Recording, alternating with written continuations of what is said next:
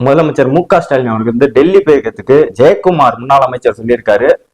தன்னுடைய மகனை அதாவது உதயநிதி அவர்களை வந்து இடி ரெய்ட்ல இருந்து காப்பாத்தினதுக்காக மோடி அவர்களுக்கு நன்றி சொல்ல போயிருக்காரு அப்படின்னு சொல்லியிருக்காரு. அது ஒரு பக்கம் இருக்கட்டும். இப்ப கொஞ்ச நாளா பிஜேபியோட கூட்டணி வச்சதுக்கு அப்புறம் நம்ம ஜெயக்குமார் இடையில காணும். எங்க போயிருந்தாருன்னு யாருக்காவது தெரியுமா? 2018 ஒரு பெண்ணு வந்து அவர்கிட்ட வேலை கேட்டு போயிருக்காங்க அவர் அமைச்சர் வந்தப்போ. அப்போ வந்து இவர் என்ன பண்ணிருக்காரு, அந்த பெண்ணு வேலை கட்ட வந்தவங்களுக்கு இவர் வேலை கொடுத்திருக்காரு. அதாவது இவர் வேற வேலை கொடுத்திருக்காரு. அது எல்லாருக்கும் தெரியும். ஆடியோ எல்லாம் லீக் ஆனிச்சு. அது வந்து இப்ப எங்க போயிருந்தாருன்னா அந்த பொண்ணுக்கு போய் கல்யாணம் பண்ணி வச்சுட்டு இருந்தாரு. அதுக்குதான் இப்ப இடையில கொஞ்சம் நல்லா காணும் அவரு. அதே போல திமுக வந்து மன்னராட்சி நடந்துகிட்டு இருக்கு தமிழ்நாட்டுல அப்படின்னு சொல்லியிருக்காரு. மன்னராட்சிக்கும் மக்களாட்சிக்கும் என்ன வித்தியாசங்கிறத நான் சொல்றேன். மன்னராட்சின்னா ஒரு மன்னர்கள் ஆண்டுட்டு இருக்க போது அவங்க பையனை அவங்களே வந்து தேர்ந்தெடுத்து அவங்கள மன்னராக்கிடுவாங்க.